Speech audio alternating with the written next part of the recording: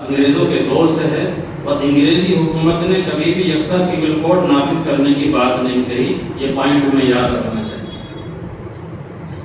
مسلم personal لا اصولی طور پر صرف 4 سول معاملات پر لاگو ہوتا ہے جو یہ ہیں: نکاح، طلاق، وراثت، وقف.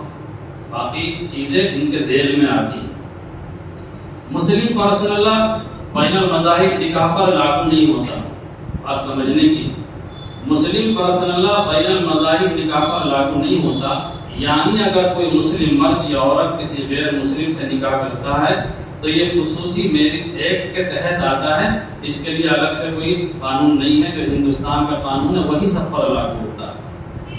مسلم پرسنل لا مجرمانہ معاملات پر لاگو نہیں ہوتا. یعنی مجرمانہ قانون جو اوروں کے لیے ہے وہی مسلمانوں کے لیے ہے ہندوستان میں. مسلم پرسنل لا ختم ہونے سے غیر مسلموں کو کوئی فائدہ ہونے والا نہیں. اس پوائنٹ پہ توجہ دیں. مسلم پرسنل لا ختم ہونے سے غیر مسلموں کو کوئی فائدہ ہونے والا نہیں، کیونکہ یہ مذکورہ چاروں چیزیں صرف مسلمانوں سے متعلق ہیں، وہ غیر مسلموں سے متعلق نہیں. اس کے بعد میں ایک چیز بہت خوب سن رہے ہیں، ابھی ہمارے حافظ صاحب نے کہا، صحیح کہا کہ ہندوستان کے آئین میں ہم لوگوں کو، ہم نہیں بلکہ سب کو اپنے اپنے مذہب اور مسلک پر آزادانہ طور پر زندگی گزارنے کی اجازت دی گئی ہے. وہ دفعہ 25 ہے، آرٹیکل 25 جس کو بولتے ہیں 25 مشہور دفعہ ہے. اس کے اندر جو ہے یہ صاف انداز میں لکھا ہوا ہے کہ ہندوستان کا ہر باشندہ، وہ چاہے کسی بھی مذہب کا ہو، اپنے مذہب کے اعتبار سے آزاد ہے اور اپنے مذہب کے اعتبار زندگی گزار سکتا ہے. لیکن اب یہ مسئلہ ہمارے سامنے ہے کہ صاحب یکساں سول کوڈ لاؤ. تو آئین ہند کی دفعہ 44 یونیفارم یکساں سول کوڈ کی بابت حکومت کو ہدایت دیتی ہے کہ پورے ملک میں بتدریج یکساں سول کوڈ لایا جائے. یہ جو لوگوں کو جو ہے ایشو مل رہا ہے اور سہارا مل رہا ہے وہ یہاں سے مل رہا ہے. آئین کی دفعہ 44 یونیفارم یکساں سول کوڈ کی بابت حکومت کو ہدایت دیتی ہے کہ پورے ملک میں بتدریج یکساں سول کوڈ لایا جائے. اسی کا سہارا لے کر حکومت یہ کام کرنا چاہتی ہے. دستور ساز اسمبلی کے مسلم نمائندوں نے دستور بننے کے وقت بھی اس پر اعتراض کیا تھا، لیکن بہرحال یہ شق باقی رہ گئی تھی، ختم نہیں ہو پائی تھی. اس کا نقصان آج ہمیں بھگتنا پڑ رہا ہے. دفعہ 44 ہے جس کا یہ لوگ سہارا لے رہے ہیں. اس دفعہ کا متن یہ ہے، دفعہ 44 کا: حکومت شہریوں کے لیے ایک ایسا مشترکہ سول کوڈ رائج کرنے کے لیے جدوجہد کرے جس کا نفاذ ہندوستان کے طول و عرض میں ہو. اس کے بعد میں بڑی اچھی بات لکھنے والوں نے لکھی ہے، آگے لکھا ہے جو میں نے یہاں پر نوٹ کیا ہے. آئین ہند کی دفعہ 47 غذائیت اور زندگی کے معیار کو بلند کرنے، صحت عامہ اور شراب کی ممانعت کی ہدایت دیتی ہے، لیکن حکومت اس پر غور نہیں کرتی. یہ ہماری طرف سے ان لوگوں کے واسطے ایک جواب ہے جو یہ کہتے ہیں کہ صاحب دفعہ 44 کے ذریعے سے ہمیں یہ ہدایت ملتی ہے کہ ایسا کیا جائے. تو ان سے یہ کہا جا سکتا ہے کہ دفعہ 44 جہاں یہ کہتی ہے دفعہ 47 ہے، دفعہ 38 آگے آ رہی ہے، ان کے ذریعے سے بھی تو ہدایت دی گئی ہے کچھ کام کرنے کے لیے، لیکن حکومت ان چیزوں پہ دھیان کیوں نہیں دیتی. آئین ہند کی دفعہ 38 آمدنی کی عدم مساوات کو کم کرنے اور حیثیت، سہولیات اور آمدنی کے مواقع میں عدم مساوات کو ختم کرنے کی ہدایت دیتی ہے. حالانکہ ملک میں 10% افراد کل آمدنی کا 30% حصہ حاصل کر رہے ہیں. ملک کے امیر ترین 1% افراد کے پاس ملک کی کل دولت کا 58% حصہ موجود ہے، اور سب سے اوپر 10% افراد کے پاس 73% دولت ہے. یہ حکومت دفعہ 44 کی تو بات کرتی ہے مگر دفعہ 47 اور 38 کی بات نہیں کرتی. یہ ان کے اوپر گویا کہ اعتراض کیا گیا حکومت کے اوپر. مسلم پرسنل لا میں مداخلت.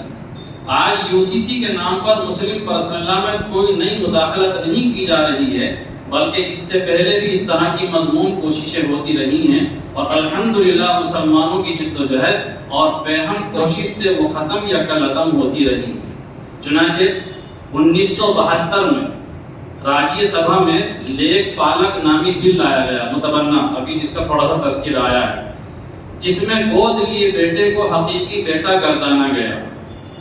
جن کے یہاں اولاد نہیں ہوتی وہ بیٹا دوسرے کا گود لے لیتے ہیں، اس کو متبنہ عربی میں ہماری اردو میں گود لیا بیٹا یا لے بالک کہتے ہیں. تو اس سلسلے میں 1972 میں ایک بل لایا گیا تھا جو اسلامی شریعت کے بالکل خلاف تھا، اور اس موقع پر وزیر قانون HR گھوگرے نے یہ بھی کہا تھا کہ یہ بل یکساں سول کوڈ کی جانب پہلا قدم ہے. تب دارالعلوم دیوبند میں 13-14 مارچ 1972 کو تمام مکاتب فکر کا ایک نمائندہ اجلاس بلایا گیا، اور پھر ایک بہت بڑا اجتماع 27-28 دسمبر 1972 کو عروس البلاد ممبئی میں منعقد کیا گیا. اس میں یہ تجویز منظور کی گئی کہ یہ اجلاس یعنی کہ متبنہ بل 1972 کو اپنی موجودہ شکل میں قانون شریعت میں مداخلت سمجھتا ہے اور مطالبہ کرتا ہے کہ مسلمانوں کو اس سے مستثنی رکھا جائے، الگ رکھا جائے. تو آپ دیکھیں کہ یہ سلسلہ بہت پہلے سے شروع ہے. اسی اجلاس میں باضابطہ مسلم پرسنل لا بورڈ کے قیام کا فیصلہ لیا گیا، جو آج ہماری تنظیم ہے مسلم پرسنل لا بورڈ، اس کے قیام کا فیصلہ یہیں پر لیا گیا ممبئی میں 1972 میں. اور آئندہ سال 7 اپریل 1973 کو حیدرآباد میں اس کا قیام وجود میں آ گیا، مسلم پرسنل لا بورڈ باضابطہ بن گیا. اس کے پہلے صدر جناب قاری محمد طیب صاحب علیہ الرحمہ سابق محتم دارالعلوم دیوبند اور سیکریٹری مولانا منت اللہ رحمانی منتخب ہوئے. اور پھر جو بورڈ کی تحریک شروع ہوئی تو 1978 میں جنتا حکومت کو یہ لے بالک بل واپس لینا پڑا. اس پر غور کیجیے گا. 1972 میں آیا اور اس کے بعد تحریک چلی کئی سال تک. 1978 میں جنتا حکومت آئی تھی، کانگریس کی حکومت گر گئی تھی، تو جنتا حکومت کے زمانے میں یہ بل واپس لینا پڑا.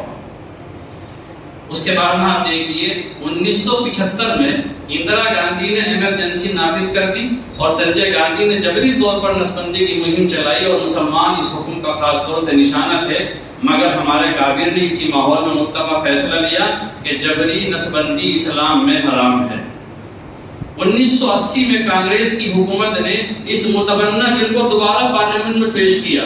جنتا حکومت واپس لے گئی 1978 میں، اور 1972 میں کانگریس ہی نے جو ہے پیش بھی کیا تھا. 1978 میں اس کو واپس لیا گیا جنتا حکومت نے، لیکن 1980 میں کانگریس حکومت اسی بل کو دوبارہ لا رہی ہے. لیکن بروقت ہمارے کابر کی کارروائی سے اس بل میں واضح الفاظ میں مسلمانوں کو اس سے مستثنی رکھا گیا. بل بن گیا، قانون بن گیا، بل چونکہ تو رہا 1980 میں، لیکن مسلمانوں کو الگ کر دیا گیا. جیسے کہ ابھی آپ نے سنا ہوگا امت شاہ سے کچھ لوگوں نے ملاقات کی اور اس میں یہ ہیڈنگ سرخی میں چلی کہ ہاں فلاں فلاں لوگوں کو اس قانون سے UCC سے مستثنی کرنے کے بارے میں غور کیا جائے گا، مطلب الگ کر دیں گے.